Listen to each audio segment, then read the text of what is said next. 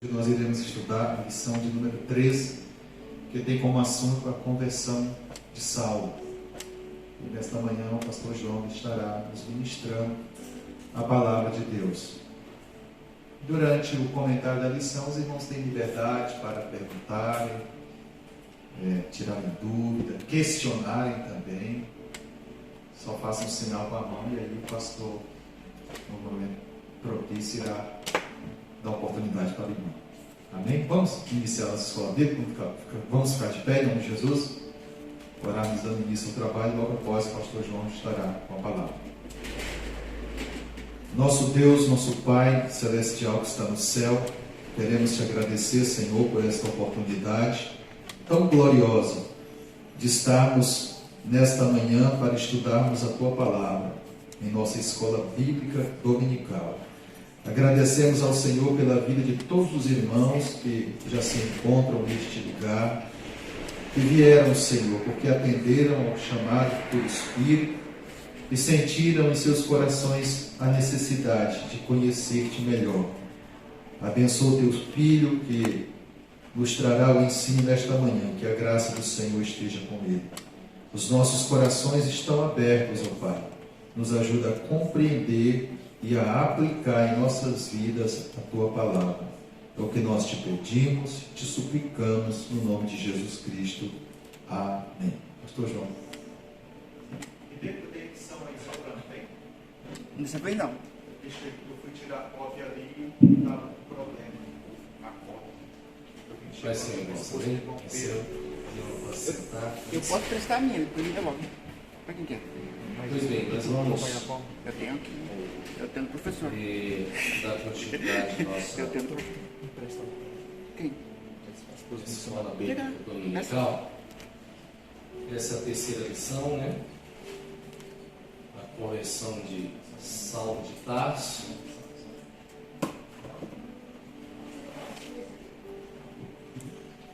Que ela se aplica no texto do capítulo 9 de Atos, né?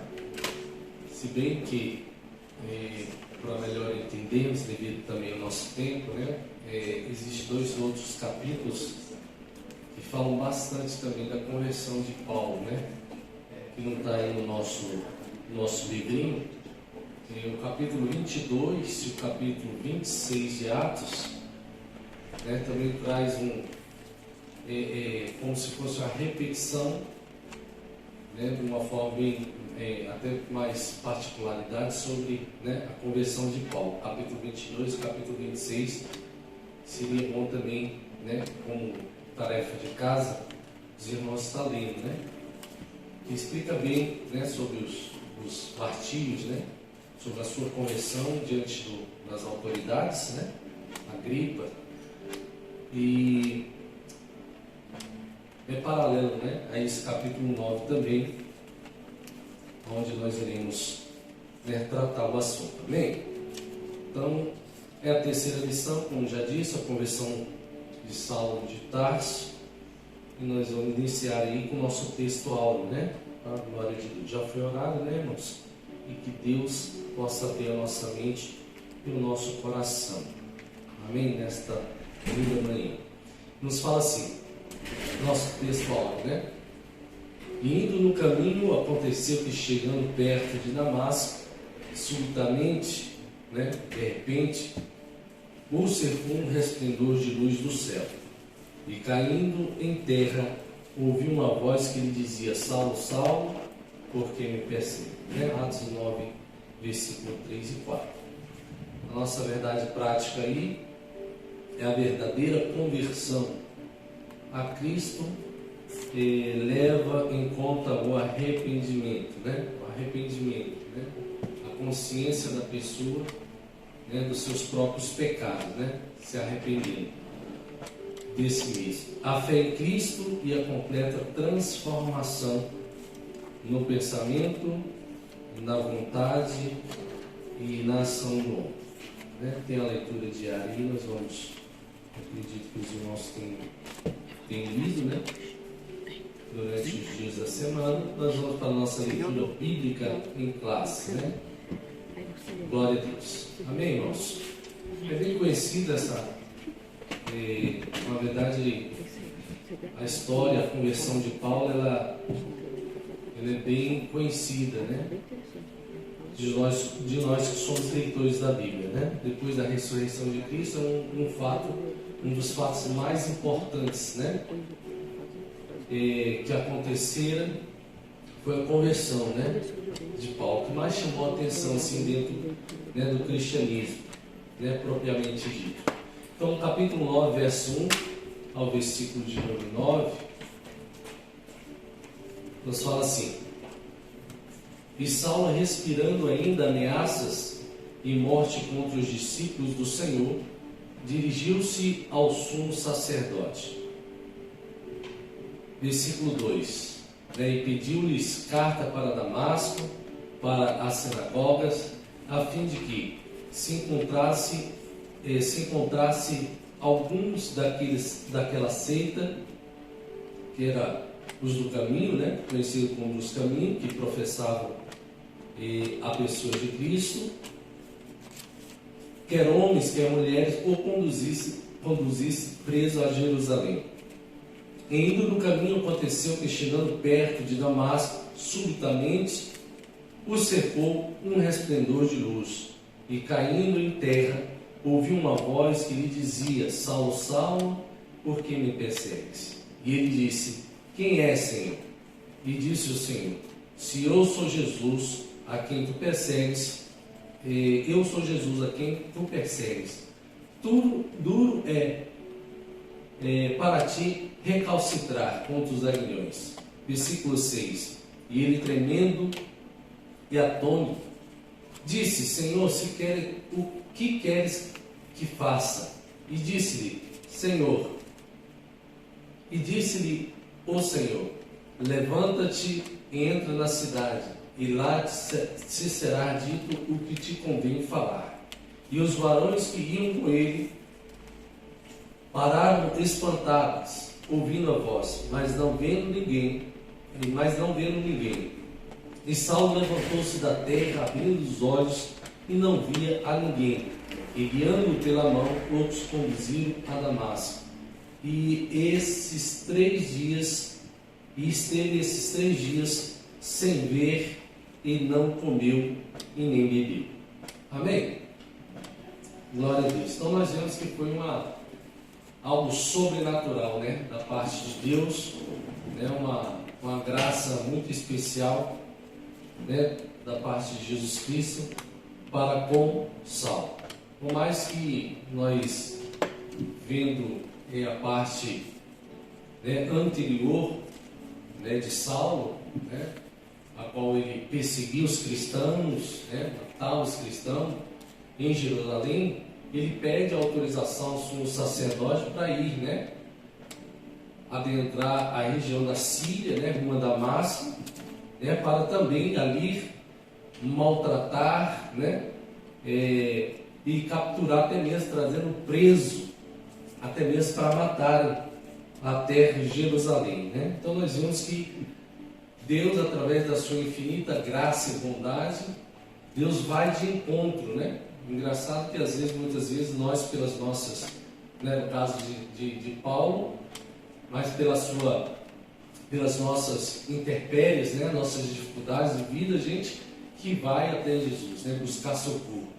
Interessante aqui que Jesus, pelo seu infinito amor, né, e pelo propósito que Deus já tinha também na vida de Saulo, depois Paulo, ele vai de encontro, né?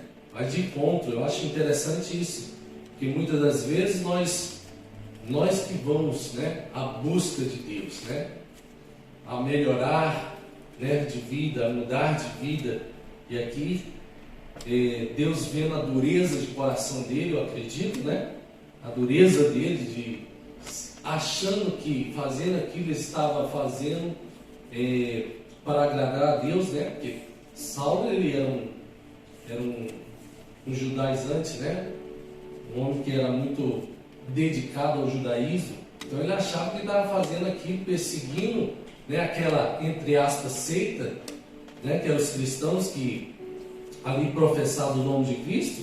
Ele achava que estava fazendo um bem para Deus, né? Mas pelo contrário, né? seus olhos estavam vendados espiritualmente, e Deus ele teve que intervir, né, nessa questão, indo de encontro para que ele pudesse ter este encontro, né, com o Senhor a caminho de Damasco. Amém? Tem aqui o nosso objetivo geral, né, que é asseverar, eu esqueci meu óculos, né? Asseverar que a salvação é por meio da graça, né? E o interessante é que existe muita coisa deturpada, né, em relação à graça, né? Que as pessoas, é de graça, né? Então, parece ser um oba-oba, né? Tipo assim, não é de graça, então, né, eu posso fazer de qualquer jeito, eu posso fazer como eu quero, eu posso fazer segundo a minha vontade. E nós vamos ver aqui que a vontade mesmo de Paulo, a vontade dele era perseguir, era maltratar, era prender, né? E nós vemos aqui que a vontade dele é isso, ele achava que estava fazendo certo, né? Mas ele aprendeu que não era a vontade dele que iria prevalecer, sim a vontade, né, de Jesus. Então, acelerar que a salvação é por meio da graça, né? Eu achei muito interessante essa frase de um pastor muito conceituado, que ele fala que a graça realmente ela é de graça, mas não é barata, né? Então parece um paradoxal. Como assim? Não é de graça, mas não é barato? Eu acredito que existe um certo esforço nosso também, né, de nos esforçarmos para alcançarmos, né, a salvação, alcançarmos o céu, né, para a glória de Deus. E asseverar que a salvação é por meio da graça, acompanhada de arrependimento e fé do pecador, com resposta à salvação. Amém? Então eu acredito que tudo isso está interligado, né, irmãos? A conversão, a princípio, ela precisa vir acarretada, né, desse arrependimento, ou seja, dessa conscientização, né? Porque nós precisamos ter consciência que para sermos salvos, nós precisamos nos arrependermos e termos consciência que estamos no caminho errado, né? Conversão, né? A palavra, eu não sei se a pronúncia no original é essa, metanoia, né? Mudança brusca de direção, é o que aconteceu com Paulo, ele indo para um lado, achando que estava certo, mas ao se encontrar com Cristo, né? Ou Cristo se encontrar com ele muda bruscamente a sua direção. Ele estava indo, né, fazer algo, e ele muda bruscamente a sua direção, né, para uma outra direção, né? Enquanto ele perseguia, ele passou a ser perseguido, né? Pois bem, objetivos específicos. Nós só temos uma hora, né? Eu falo bastante, né? E os irmãos quiserem perguntar alguma coisa, ou também o diácono, né, quiser acrescentar algo, esteja à vontade. Objetivos específicos, né? Abaixo, os objetivos específicos referem ao que o professor deve atingir em cada tópico. Por exemplo, o objetivo refere-se ao tópico com os seus respectivos subtópicos, né? Apresentar a conversão de Paulo como um ato de graça de Deus. O 2 é relacionar a conversão de Paulo com a doutrina bíblica da conversão. E o terceiro é alencar 3 faculdades interiores que são transformadas na conversão, né? Glória a Deus. Isso aqui é mais, né, subsídios, né, para o professor, né? O objetivo, né? Os tópicos, né? São 3 tópicos, 3 objetivos. 3 objetivos. Ok. Amém? Então vamos lá para o nosso comentário, se interagindo aqui. Essa parte é mais do professor, né? Esse comentário aqui nós vamos para a introdução, que nos fala assim: a conversão de Saulo de Tarso, indiscutivelmente, foi um dos mais importantes acontecimentos da história do cristianismo. Saulo torna-se um dos mais célebres defensores da doutrina de Cristo. Passou de perseguidor para perseguido, né? Nesta lição veremos como ele passou de uma mudança radical, né? Como já falamos, uma mudança brusca da forma de pensar acerca do nosso Senhor. Paulo ele tinha esse entendimento, né? Segundo os historiadores, irmãos, que Jesus ele não poderia ser o Salvador e muito menos poderia dar salvação à humanidade, até mesmo pelo modo a qual ele morreu, né? Porque todo homem que fosse, né, pregado na cruz do madeiro era maldito, né? Então ele não acreditava nessa hipótese, né, de salvação por esse motivo e outros, né? E principalmente por esse. Aí a fúria dele, né, a indignação dele em perseguir os cristãos, pelo motivo de que a seita, né, do caminho está sendo propagada, né? O evangelho tem sido de uma forma muito espantosa, espalhada, né? Tanto de Jerusalém até Damasco, né? Por isso o motivo dele exigir, né, dos maiorais, das autoridades, cartas para adentrar, né, nas regiões, né, da Síria, rumo a Damasco, para ele trazer, né, maltratar. Na verdade, ele a princípio ele não só matava, né, ele maltratava, né, os cristãos. Amém? Então vamos lá.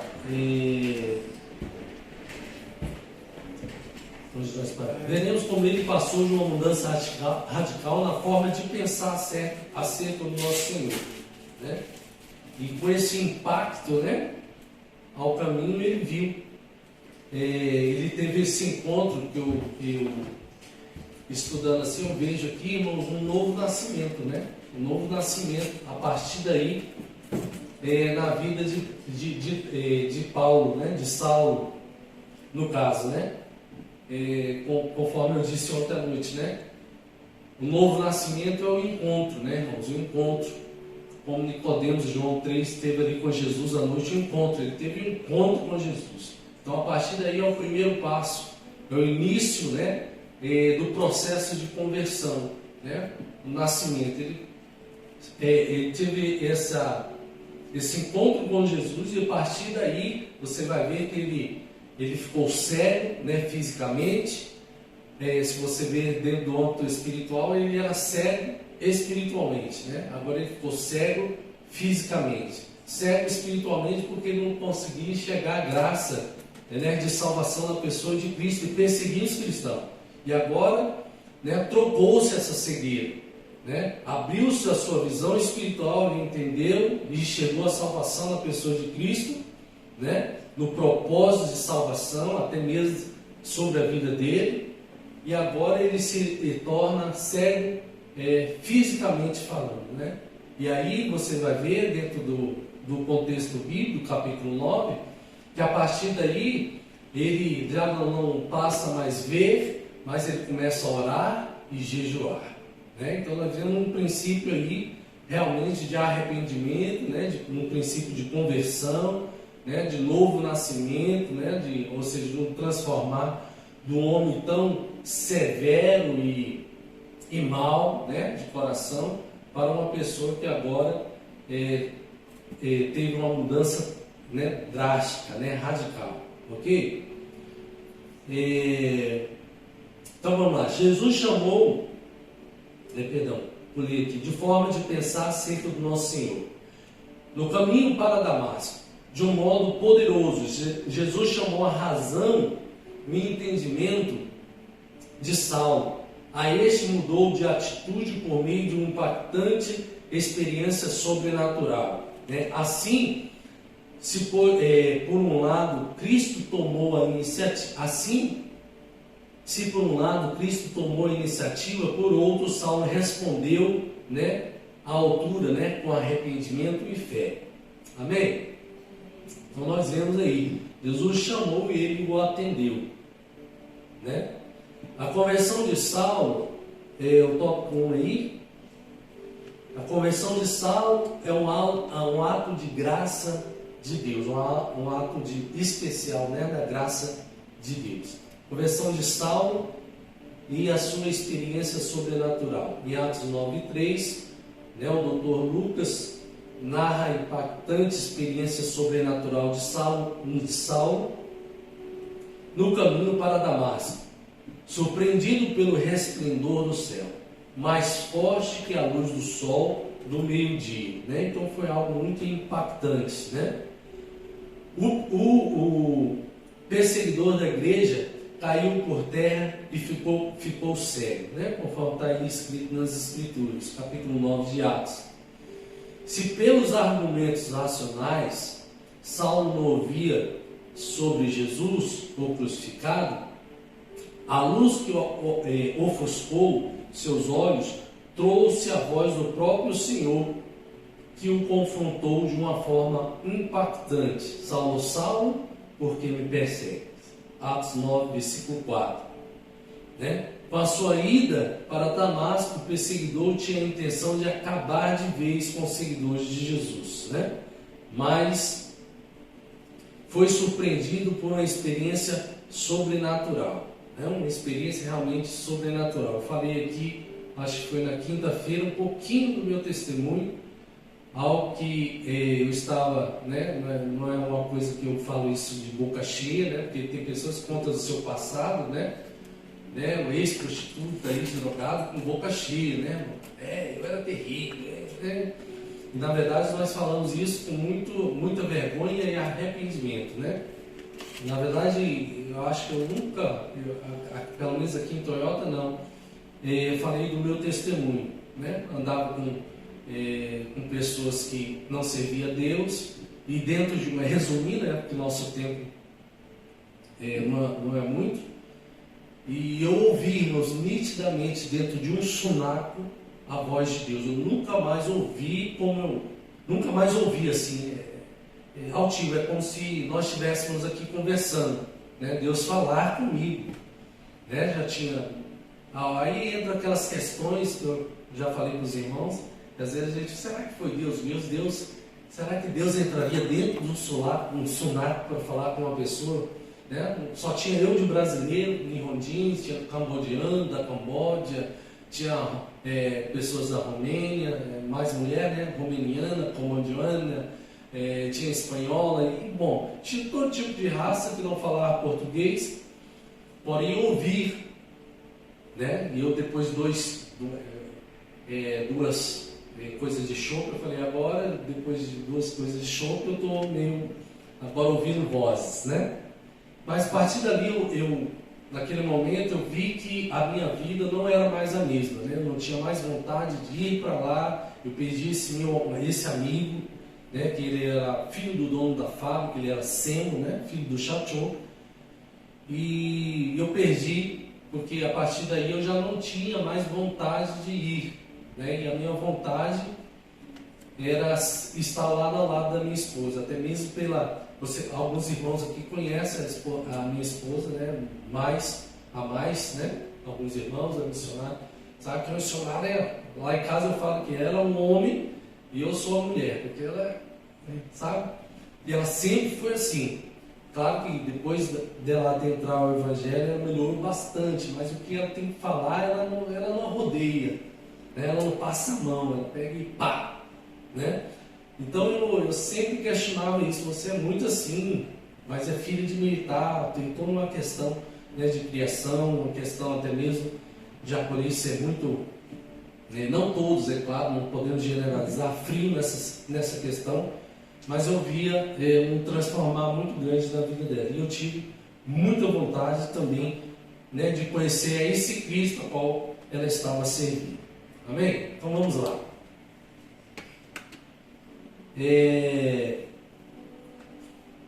Onde nós paramos?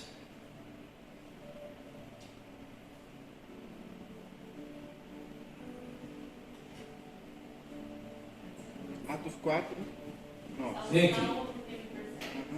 Saulo, Saulo, por que me persegues, né? sua saída para Damasco, o perseguidor tinha a intenção de acabar de vez com os seguidores de Jesus, mas foi surpreendido por experiência sobrenatural, pela qual nunca havia passado. Segundo o seu próprio testemunho, o perseguidor viu literalmente a pessoa de Jesus, o ressurreto, que o despojou do seu ego arrogante, né? A arrogância, a prepotência, né? Porque Saulo era uma pessoa muito inteligente, né? Uma pessoa estudada, né? Foi aluno de Gamaliel, né? E uma pessoa muito inteligente, né? E nessa visão Saulo pôde compreender que quem era Jesus e a sua obra redentora no Calvário. Amém? Outra coisa também que era bom ser pautado, né? É que muitas vezes, e é bom a gente sempre se pautar na Bíblia, que muitas vezes as pessoas falam que Paulo indo a Damasco, ele teve esse encontro com Jesus, né? Nesse resplendor de luz, mais brilhante que a luz do sol, foi uma coisa, né? Muito espetacular, né? Da parte de Deus. E a gente fala assim, e Paulo caiu do cavalo, né? Então, é interessante isso porque eu já vi pessoas falando que Paulo caiu do cavalo, e a Bíblia não fala que ele caiu do cavalo, né? Ele pode ter caído de algum animal, como camelo, mas não fala cavalo, né? Até uma expressão que às vezes a gente tem medo de falar, a pessoa caiu do cavalo, né? A pessoa, né, deu na cara, na parede, né? Mas ele não caiu do cavalo, amém, irmãos? Então, ele caiu por terra, né? Realmente, naquele tempo, viajava-se com animais. Pode ser que sim, um cavalo, mas pode ser um camelo também, pode ser outro tipo de animal, ok? Então, vamos lá. A iniciativa de Jesus, tópico 2, para transformar a mente de Saulo, né? Então, existe aí uma transformação, amém? Bom, tem uma pergunta ali, tem uma pergunta para fazer. Nesse versículo de Atos 9:4, esse versículo para encorajar os crentes para falar que não estão sozinhos, porque quando ele fala Saulo, Saulo, por que me persegues, né? Ele fala sobre persegue a quem? Ele fala a Jesus, né? Não aos discípulos. Então as pessoas usam esse versículo para quê? Se fortalecer, não por sua força, mas sim para a força de Jesus. Então a gente nunca está sozinho, né? Nesse versículo é uma parte que eu vi do estudo também. Amém. Ele se referiu porque a quem persegue os adeptos de Cristo, persegue a ele, né? Então, eu acredito que por aí é essa questão que o irmão falou, né? Nós não estamos sozinhos, né? Então, às vezes estamos fazendo a obra, achando, ou até fazendo a vontade de Deus, achamos que estamos sozinhos, mas o Senhor está conosco, né? Então, quem persegue a nós, né? Persegue a Cristo. Amém? Então vamos lá, a iniciativa de Jesus para a transformação da mente de Saulo, né? Uma transformação aqui total, né? Tanto uma transformação mental, né? Que será falado aí, intelectual, mental, né? Física. Vamos lá, o impacto da visão resplandecente no caminho para Damasco tomou Saulo de surpresa, né? Ele não esperava, é óbvio, né? Porque a intenção dele era maltratar, matar, trazer aprisionados, né? Os adeptos dessa seita, aqueles que professavam o nome de Cristo. Então é óbvio que ele foi pego de surpresa, né? Algo que ele não esperava. Sob o efeito do sucesso em Jerusalém com os seguidores de Jesus, imbuído de uma coragem irracional, né? Irracional, pelo motivo dele estar, por ele estar fazendo uma coisa que dentro da racionalidade dele estava certa, porém dentro do contexto sobre a pessoa de Cristo estava errada, né? E bem relacionado com a casta sacerdotal.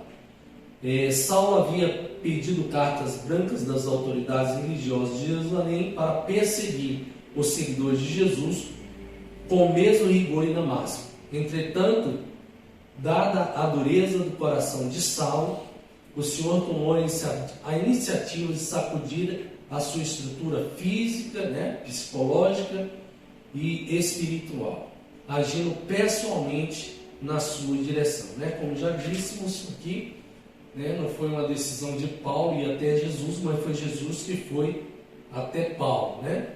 Uma graça, né, especial, até mesmo pelo propósito que Deus já tinha dentro da sua onisciência, né, do seu conhecimento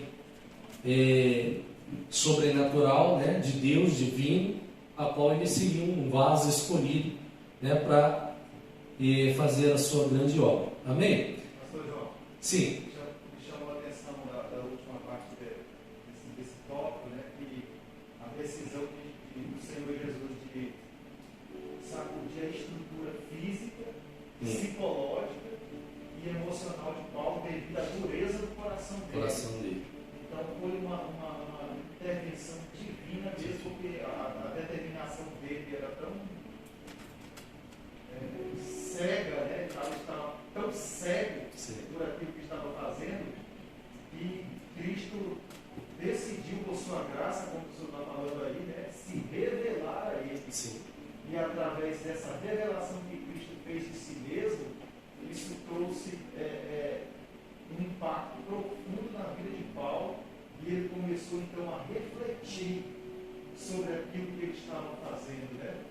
E numa atitude mesmo que irracional, ele prendia mulheres, homens, arrancava de dentro de casa pela força, obrigava a negar a fé, maltratava, consentia com a morte, e agora ele percorrendo uma distância de 218 quilômetros de Jerusalém a Damasco, para levar para Jerusalém manietado para serem julgados e possivelmente mortos. Então Cristo se revela a ele, e ele então é impactado por aquela visão. E as faculdades dele sendo afetadas, a física, a psicológica e a espiritual. Sim. E eu vejo que essa ação de Deus não é diferente dos dias de hoje.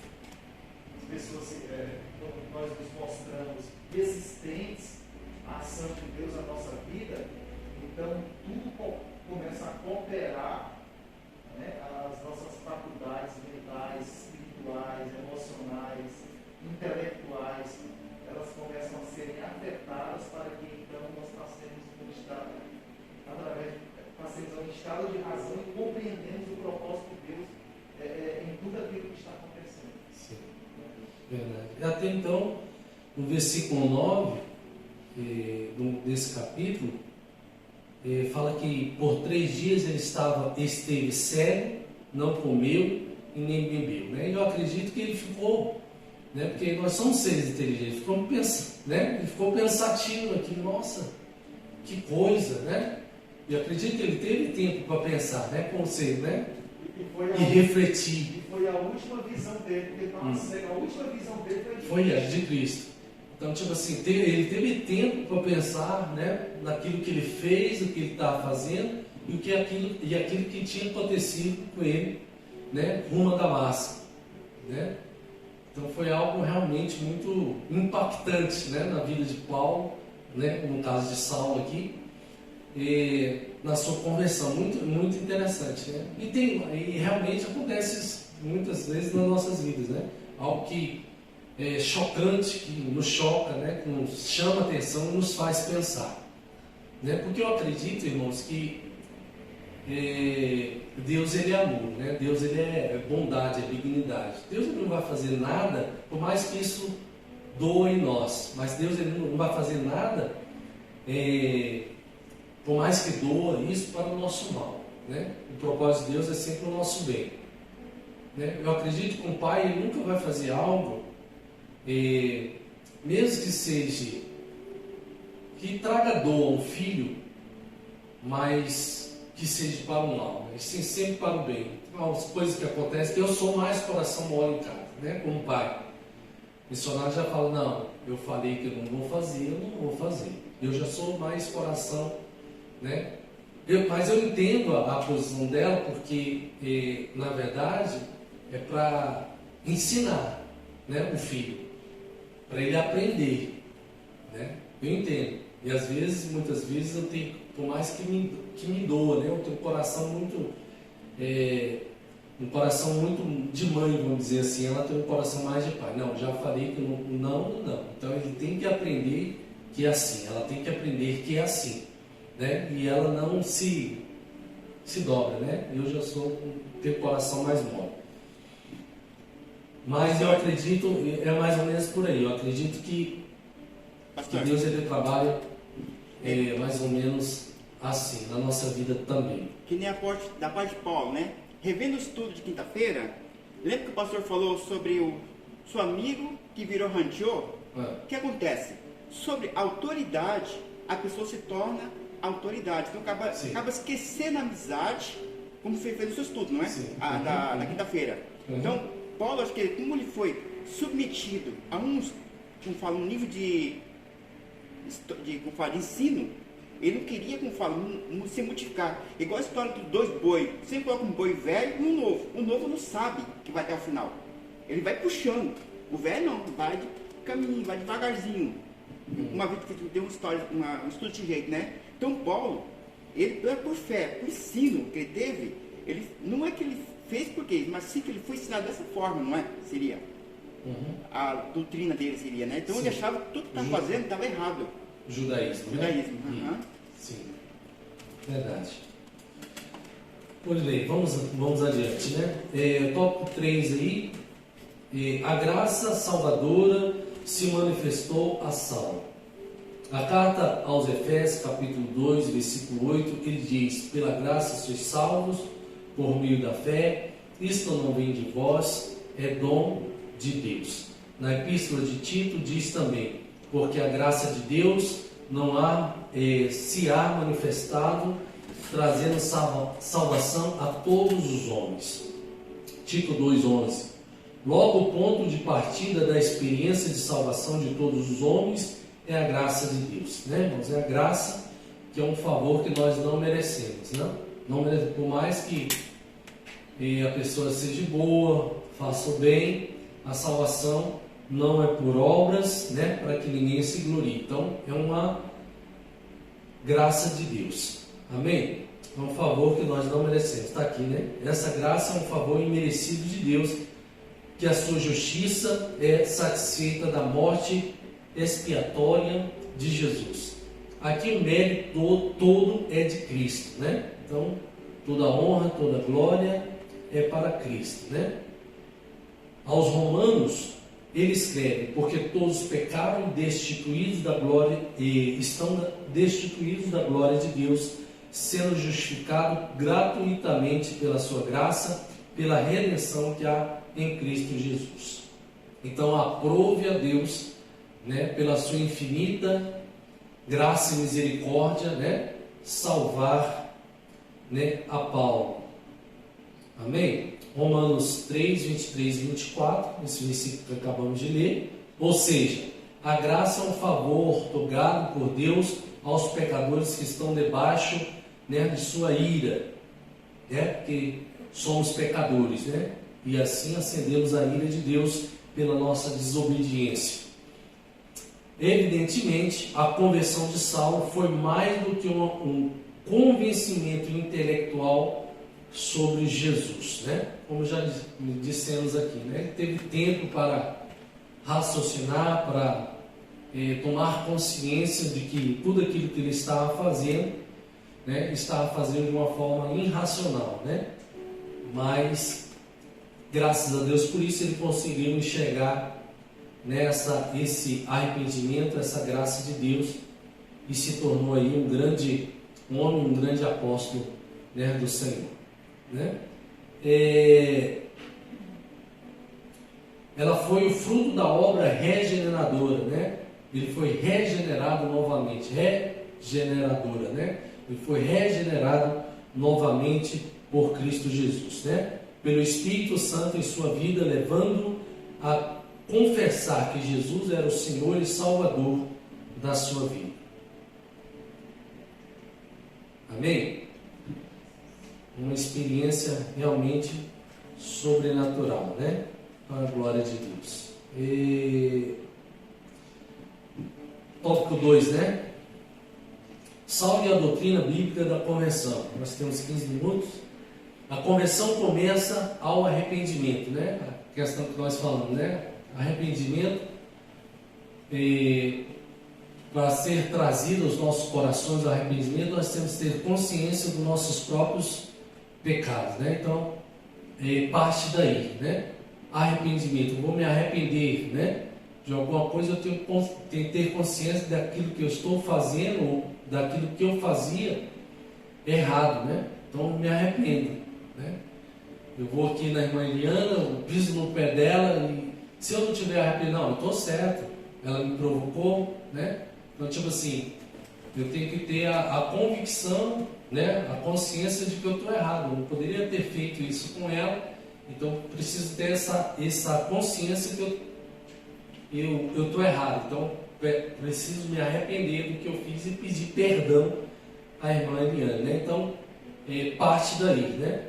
Enquanto ele achava que estava certo, ele estava ferozmente, né, como um leão, né, desgovernado, atrás dos cristãos. A partir do momento que ele toma consciência, né, do encontro com Jesus, ele toma consciência e se arrepende daquilo, né, a partir daí principia a conversão de Paulo, né? Aí ele vê que ele estava errado, o que ele estava fazendo de modo errado, ele estava indo para o outro lado da qual Jesus ele queria que ele fosse para o outro. Amém? Então vamos lá. A palavra arrependimento, arrependa-se, no grego bíblico é metoneo, né? Na verdade eu aprendi com metanoia, né? Mas essa questão de original né? É igual bará, alguns falam barano, então é questão de pronúncia, amém? Eu aprendi com metanoia. Metanoia é a mudança brusca de direção, né? Você está indo para a direita, você, né, bruscamente você vira para a esquerda, né? Essa questão de arrependimento, né? Se arrependeu porque ele está fazendo uma coisa mal, agora ele vai começar a fazer uma coisa ruim, agora ele vai fazer uma coisa boa, uma coisa certa. Amém? Que significa pensar de maneira diferente, né? Ele pensava em matar, agora ele começa a pensar em salvar, né? Sentir remorso, né? Uma disposição interior para mudar, né? Por isso que fala mudança intelectual, emocional, né? E até mesmo física, pela sua mudança e a sua direção, né, de vida. Traz a ideia, no Novo Testamento, arrepender-se traz a ideia de tristeza pelos nossos próprios pecados, né? Acompanhada de um desejo de corrigir o rumo, né, a qual está sendo tomado. A mudança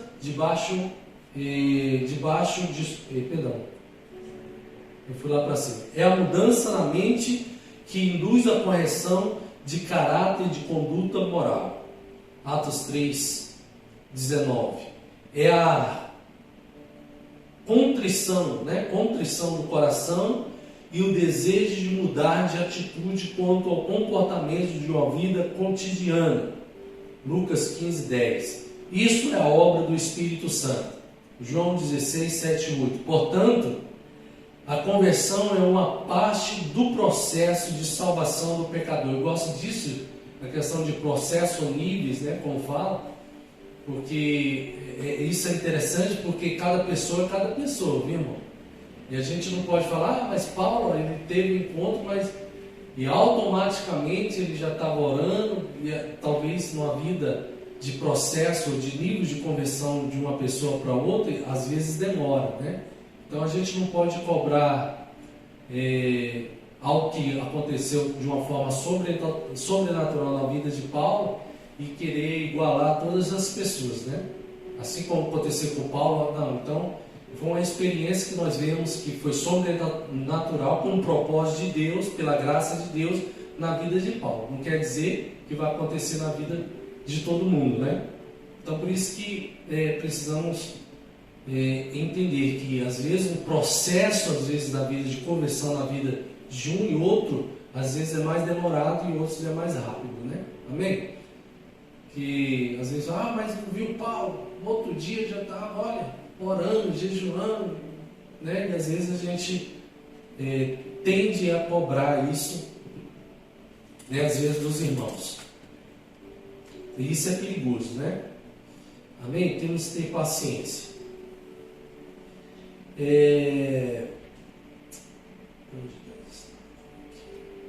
Portanto, a conversão é uma parte do processo de salvação do pecador.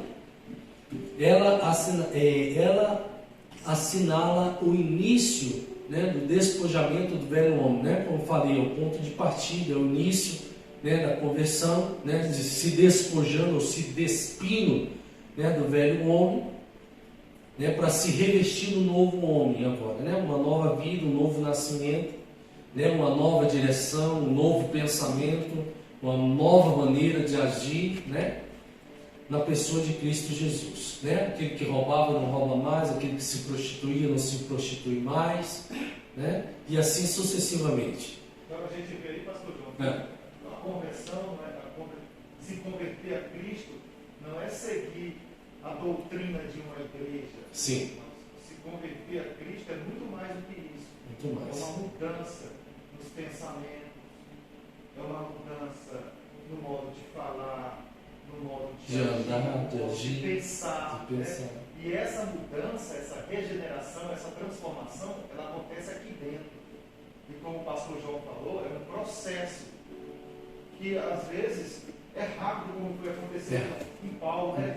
Mas às vezes conosco acontece de forma diferente, é um processo mais lento. Gradativo. E a gente tem que respeitar isso, até o crente que é tem mais experiência, mais espiritual, serve a Deus, mais tempo de igreja, tem mais bagagem, como o pastor João mesmo diz, ele tem que ter essa capacidade de entender. A irmã aceitou Jesus hoje, não, você não pode se comportar, olha, tira essa roupa, não.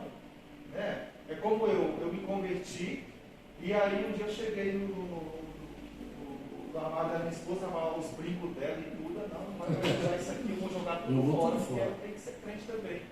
Quando eu cheguei no lago, eu coloquei na mão para jogar fora, o Senhor falou no meu coração: devolva tudo de volta para o lugar em que estava.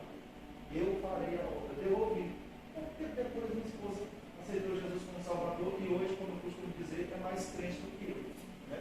Então, é uma mudança interior. Não adianta eu viver uma conversão aparente, um legalismo religioso. Né? Não, tem que ser aqui dentro, tem que ser arrancado daqui. O velho homem, a velha natureza, e inserida a natureza do Espírito. Né? É obra do Espírito, é a transformação do Espírito na nossa vida. Verdade. E essa conversão, ela na verdade, ela precisa começar de dentro para fora, né? Não o contrário. Senão se torna superficial. Superficial. Uma coisa que é perigosa também, né? E é o que nós vemos, a pessoa está aqui na igreja, está aqui, né? Então, por quê? É superficial. Superficial. Então, precisa tem que ser uma cirurgia mais profunda, mais escolhida de Deus, tem que ir mais profundo e arrancar aquilo, né? Que prejudica o desenvolvimento da pessoa. Verdade. Isso faz um ano de 1999 para 2000, tinha um diácono, José, e nós, na verdade, o avivamento da fé, a princípio ele saiu de dentro de uma Assembleia de Deus. Né? Uma visão que o pastor teve, e o pastor da Assembleia de Deus, o pastor Jair, abençoou ele para se abrir o Ministério do Avivamento da Fé. Principiou aí. E era bem rígido, irmão. O RI da nossa igreja era bem rígido. Na verdade, quando eu me converti, nos meus primeiros pastores, praticamente eu dormia de terno e gravata. Não podia dormir de bermudão, né? E esse diácono, ele era bem rigoroso, ele andava com uma régua, né? De medir. E ele era o líder dos obreiros. E às vezes quando uma pessoa tinha que passar pelo crivo dele, a pessoa que pedia oportunidade. Né? Se fosse um homem cabeludo, ele já cortava a oportunidade do cabeludo. Não, ele disse, cabeludo homem, não. Se fosse uma irmã que tivesse mais de 5 centímetros de salto, vaidade, mais de 5 centímetros. Então era muito. E aconteceu que ele era ele e a esposa, e depois entrando nessa questão, né? E ele teve uma filha, essa filha era super vaidosa. Ele falou: filha, não pode, você vai para o inferno, tudo.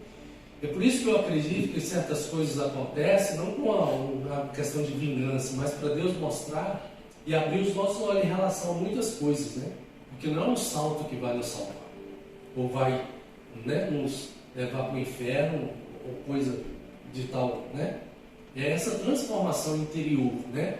Essa mudança de vida, essa conversão que o apóstolo Paulo teve aqui, esse encontro genuíno, né, real, né, com Jesus. E não é essas questões, Coação, né, coagir a pessoa. coagir a pessoa, o determinismo nesse sentido, né?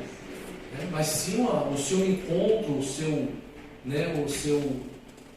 devocional, a sua, né, conversão realmente, né, genuína com Jesus, né? Então isso que é importante nós entender. É claro que, irmãos, né, dentro dessa questão toda de usos e costumes, né, nós não podemos também banalizar, né? Uma coisa que a missionária às vezes, porque a gente sempre, o ministério sempre usou saia, e ela não se sente muito bem com calça, por mais que ela venha no escudo com calça, mas ela fala: e aí, tá bom? Irmãos, é a questão da, né, decência e modéstia, né? Uma coisa que precisa ser decente e modesta, né? Pois bem, mas não vamos entrar nessa questão, nós estamos falando da conversão de Paulo, né? Vamos lá.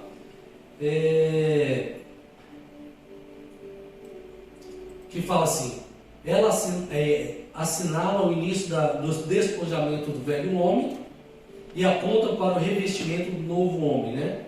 Se despe do velho homem e agora você se reveste do novo homem. Foi o que aconteceu com Paulo, né? O tópico 2 aí, o número 2, fala assim: a conversão de Saulo promoveu uma transformação pessoal. Foi o que aconteceu com Saulo, pois a luz do resplendor do céu cegou os seus olhos carnais e fez ver Cristo ressuscitado, né? Uma coisa bem paradoxal. Ele ficou cego fisicamente, mas conseguiu espiritualmente enxergar agora a luz de Cristo. Amém? Isso que é importante, né? Capítulo 9, verso 3, versículo 3. Essa experiência sobrenatural e impactante o fez indagar ao Cristo ressuscitado sobre o que deveria fazer.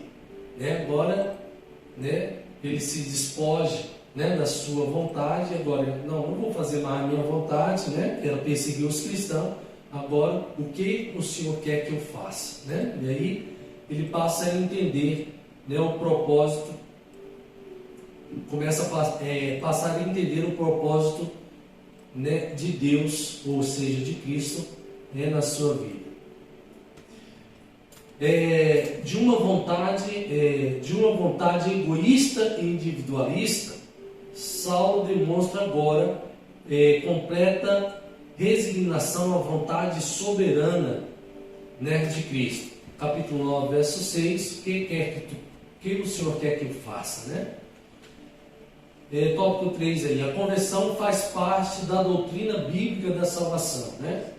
A conversão, o choque da experiência sobrenatural do resplendor de luz sobre os seus olhos transformou a mente, né, o entendimento, né, o intelecto, né, de Saulo, levando a reconhecer a Cristo que outra hora tanto rejeitava, agora o fazia apóstolo, né, ou seja, um vaso escolhido, né, e até mesmo para sofrer pelo Evangelho. Né? 1 Coríntios capítulo 15, verso 8 ao 10, está aí uma base bíblica, uma referência bíblica. Como vimos, a verdadeira conversão é o nascer da tristeza para o pecado, né? Reconhecer que aquilo que você fazia era errado, né? Angustiava, entristecia o coração de Deus, e reconhecer que um homem precisa dar meia volta, ou seja, mudar, né? Mudar a direção.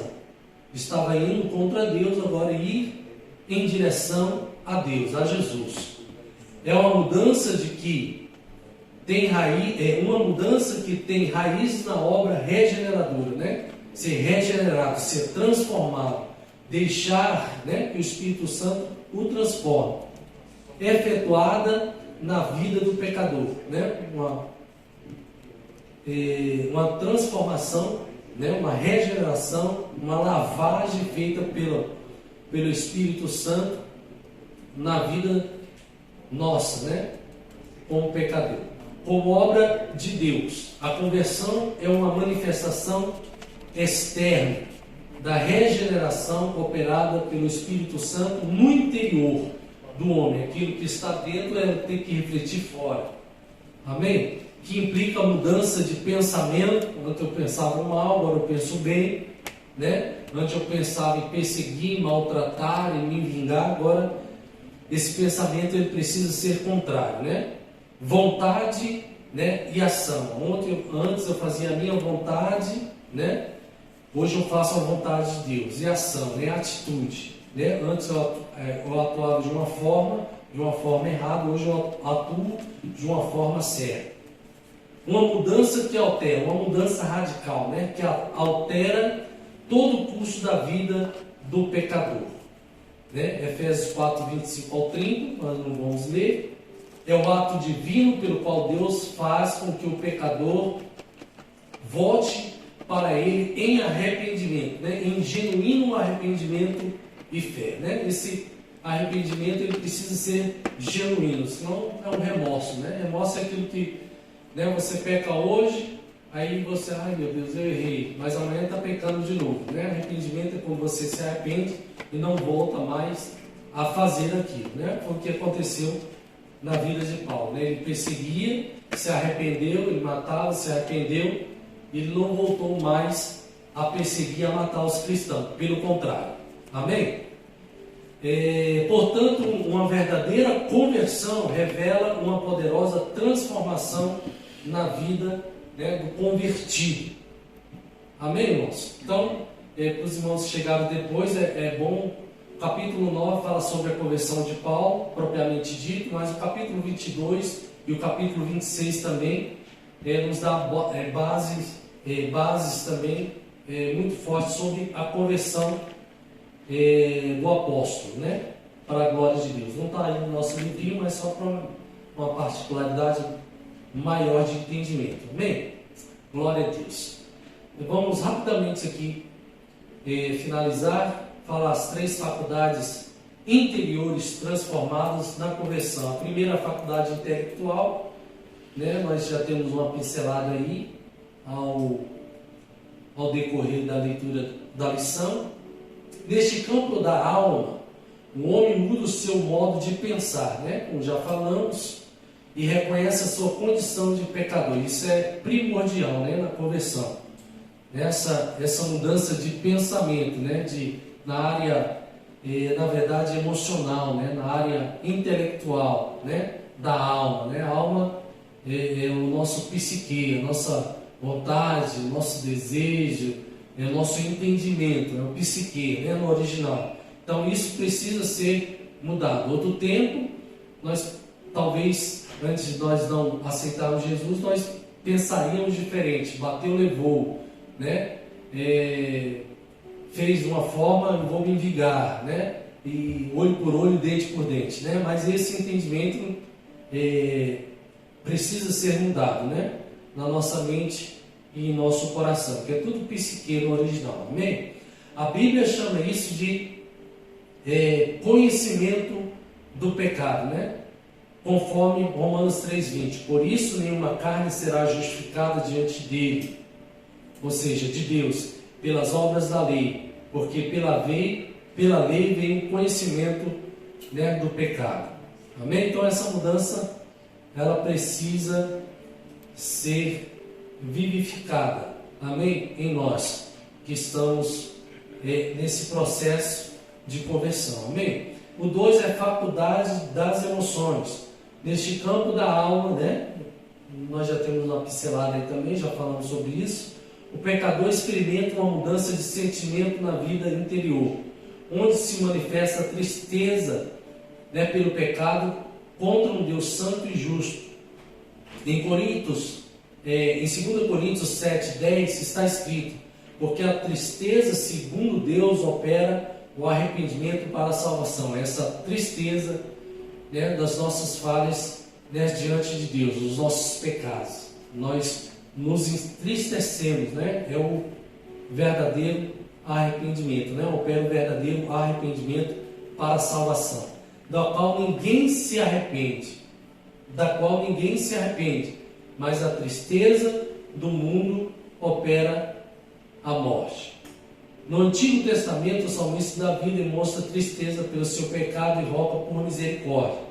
Tem misericórdia de mim, ó Deus, segundo a sua benignidade, apaga minhas transgressões, segundo a multidão das tuas misericórdias. Né? O Salmo 51 e o versículo 1 trata-se, né, do pecado de adultério de Davi, né, praticado em tempos passados, né, em que ele aqui chega diante de Deus, né, buscando o perdão e com seu genuíno arrependimento, né?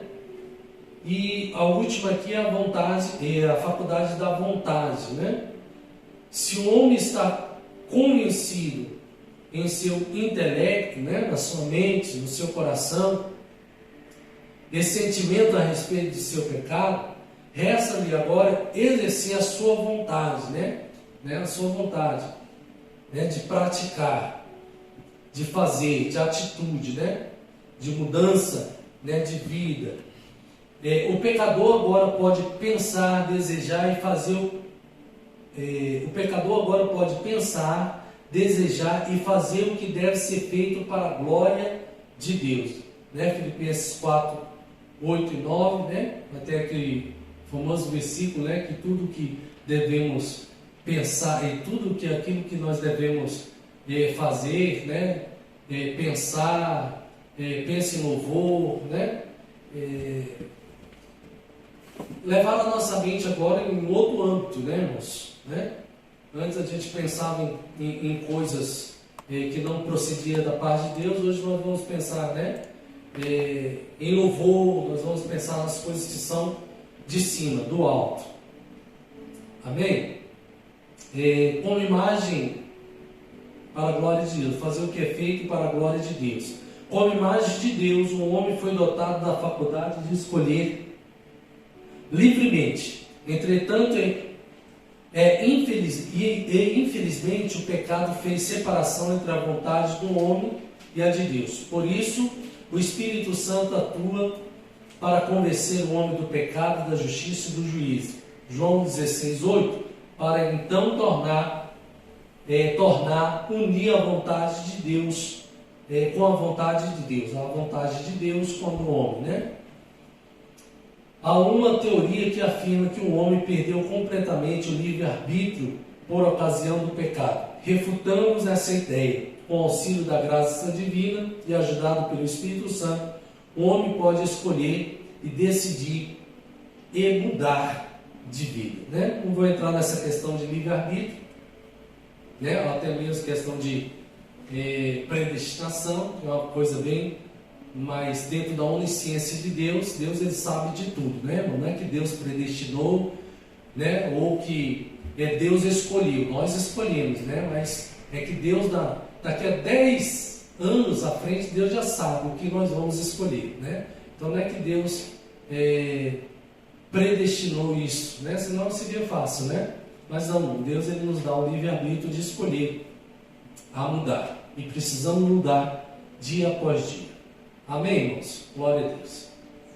Alguém tem alguma pergunta? Se não souber, tem aqui os obreiros, o pastor, né, o presbítero. Então, irmãos, é mais ou menos por aí, né? A questão da conversão de Paulo, né? A conversão de Paulo foi algo sobrenatural, foi uma conversão, né, impactante, talvez seja diferenciada de algumas outras conversões. A gente vê que a questão de tempo de igreja, né? Que às vezes até mesmo nós com 20, 30 anos de igreja, nós falhamos em áreas que talvez uma pessoa que está, né, principiando na fé não falharia. Então é uma questão de processos. Amém? Para a glória de Deus. A conclusão? É verdade. Perdão. Então vamos concluir, né? Passou-se aí 5 minutos. A conversão de Saulo foi provocada pelo impacto do resplendor de luz que ofuscou a sua visão e obrigou-se ao reconhecimento que não podia mais lutar contra Cristo, né? Na verdade, ninguém consegue, né, lutar contra Cristo, né, irmãos? A conversão é, portanto, uma obra divina em que o homem responde com arrependimento e fé. Na conversão, a soberania de Deus, caminhada de mãos dadas com a responsabilidade humana, por isso o arrependimento e a fé conduz o pecador a ser redimido pelo sangue de Jesus. Glória a Deus. Amém, irmãos? Louvado seja o nome do Senhor. Então, eu acredito, né, que é mais ou menos assim, né? Talvez tenhamos faltado alguma coisa, os irmãos nos perdoem, mas eu acredito desta forma também, né? Que a conversão é algo que precisa ser, né, tempo após tempo, dia após dia, aflorado, né, no nosso interior. A cada dia nós precisamos melhorar e a cada dia precisamos aprender, né, mais de Deus. Amém? Para a glória de Deus, eu quero agradecer essa oportunidade. Última pergunta. Que nem teve uma vez na pregação de um pastor do ensino, falou assim: tinha um irmão na igreja, 20 anos de congregado, dono do seu banco. Um dia o pastor perguntou: nossa, todo dia você vem para a igreja, mas você não fala, nunca deu uma palavra, quem que é Jesus para você? A pessoa não soube responder. Que é Jesus para você? É. A pessoa nunca soube responder, mas era a pessoa que batia o cartão, ia tudo para a igreja, mas não tinha conhecimento da palavra, porque não tinha plantado a palavra no coração, mas estava só na igreja, só para escutar. Mas não sabia, porque entrava de um lado e saía para o outro. Então, a pessoa muitas vezes, quando tem a primeira afronta, porque como não tem Cristo no coração, acaba saindo da igreja. Por quê? Não tem a palavra plantada, só está por cima. Não está alicerçado. Não está alicerçado, né? Que nem tipo nessa parte. A questão das dúvidas, né? É por isso que precisamos, além de ler, meditar na Bíblia. Porque certa feita eu preguei sobre o segundo Adão. E teve uma pessoa que falou: pastor, mas o senhor pregou tanto sobre o segundo Adão. Quem foi o segundo Adão? Né? Então, eu não sabia quem era o segundo Adão. Né? Então, não sabia. São coisas que, é por isso que precisamos crescer na graça e no conhecimento, né? Conhecer e prosseguir em conhecer a Deus, né? A Cristo. Então, é importante, né? Dentre isso, inúmeras outras coisas, né, que poderiam ser pautadas, né? Porém, tratando-se, né, de conversão, por isso que nós, né, precisamos nos converter, né, a cada dia, né, para a glória de Deus. Agradeço a oportunidade em nome de Jesus. Deus abençoe. Amém. Amém, graças a Deus. Que aula maravilhosa, né, irmãos? Pena que o nosso tempo é pouco. Geralmente nós passamos um pouquinho até 10h30, mas hoje, como tem a consagração, então nós devemos ter esse cuidado. E para mim o ponto mais importante da lição foi esse número 3, que fala das faculdades de uma verdadeira conversão intelectual, ou seja, nos pensamentos, nas emoções, na sua forma de pensar, na sua forma de reagir diante dos problemas, né? E como diz aqui, quando a pessoa sente tristeza quando desagrada a Deus, né? Isso é uma prova de uma verdadeira conversão. A pessoa sabe que desagradou a Deus e aquilo gera nela uma tristeza. A tristeza, segundo Deus, ela produz o que? Arrependimento. E a tristeza, segundo o mundo, gera morte, porque é uma tristeza que não pode ser suprida pela graça de Deus. E o crente, quando ele erra, a sua tristeza, o seu arrependimento, ela atrai a graça de Deus que o beneficia. E Deus o perdoa, o restaura, o levanta, o reergue e o ajuda a continuar. E no tópico 3, aqui, como falou o pastor João, a faculdade da vontade. Então, por isso a importância de pregar o Evangelho. Porque você prega o Evangelho, o pregador ouve o Evangelho e ao mesmo tempo há uma ação do Espírito Santo tentando convencer o pregador com relação à sua vã maneira de viver. Então ele começa a agir nas suas faculdades, como nós vemos aqui, no intelecto, nas emoções, na vontade, e a pessoa então começa a sentir o desejo de abandonar o pecado e se converter a Deus. Então por isso que é importante nós pregarmos o Evangelho. Estamos aqui na nossa consagração para que Deus nos dê força, irmãos, e graça e estratégias para continuarmos levando o Evangelho de Jesus. Amém? Então vamos fazer as perguntas, não vai dar tempo. Então os irmãos estudem durante a semana para que aqui possamos juntos tirarmos as dúvidas e crescermos mutuamente no crescimento da verdade. Então vamos encerrar nossa escola bíblica e logo em seguida estaremos iniciando a nossa consagração. Eu quero convidar aqui o presbítero José para fazer o encerramento da nossa escola bíblica dominical. Que Deus abençoe a todos. Deus Santo e Todo-Poderoso, obrigado, meu Deus. O Senhor esteve conosco até agora, nos abençoando, nos ensinando. Usou o teu servo para, através da tua santa palavra, nos ensinar cada vez mais a andar na tua presença em espírito e em verdade. Continue nos abençoando, continue nos dando vitória, continue nos ajudando a viver e andar na tua presença. Continue abençoando essa igreja, os obreiros da igreja, o pastor. Continue abençoando, meu Deus, essa escola dominical, Pai, que seja uma bênção nos nossos corações, nas nossas vidas, ó Pai. E continue abençoando todos nós, ó Pai, que estamos aqui, os que não estão também, onde estiver, te abençoa e dê vitória, Pai. E continue conosco em todos os anos da nossa vida, ó Pai, e nos ajudando, ó Pai. Porque só Tu pode nos ajudar e nos abençoar, ó Pai. Em nome do Teu amado e querido Filho Jesus. Amém, Senhor Jesus. Glória a Deus.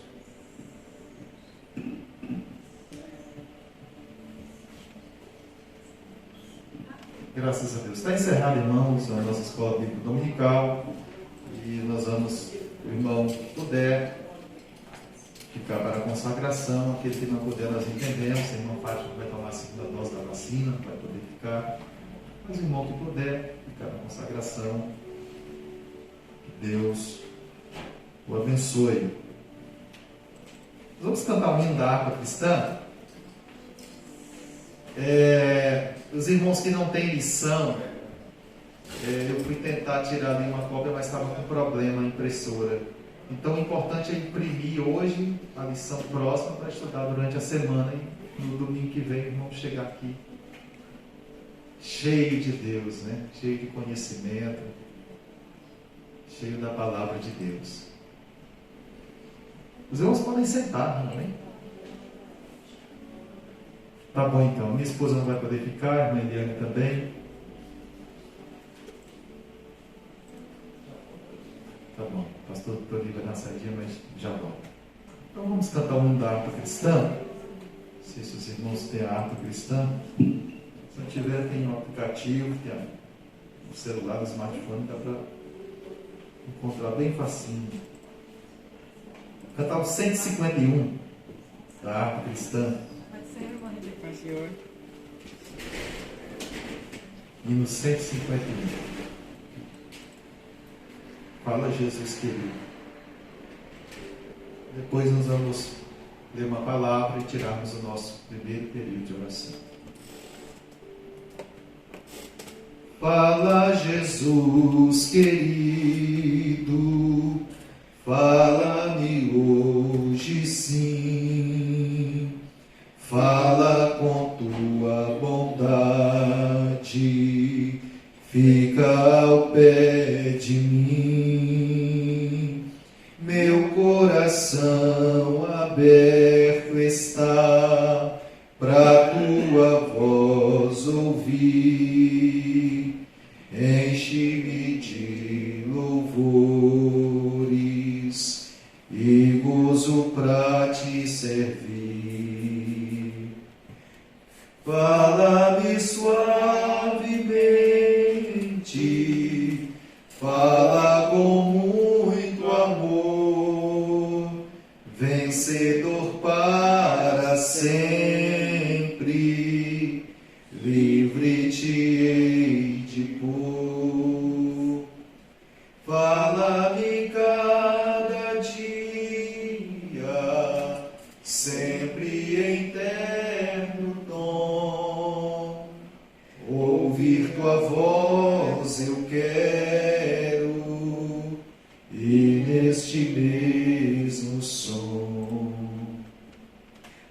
para teus filhos fala, e no caminho bom, pela bondade os guia, a pedir o santo dom, quererão consagrar-se para suas vidas dar, obedecendo a Cristo e com fervor amar. Fala-me suavemente, fala com muito amor, vencedor para sempre, livre te hei de pôr. Fala-me cada dia, sempre em terno tom, ouvir tua voz eu quero, e neste mesmo som, como no tempo antigo, tu revelaste a lei, mostra-me tua vontade e a tua santa grei. Deixa-me gloriar-te, quero a ti louvar, cantar alegremente e sempre te honrar. Fala-me suavemente, fala com muito amor, vencedor para sempre, livre te hei de pôr. Fala-me cada dia, sempre em terno tom, ouvir tua voz eu quero,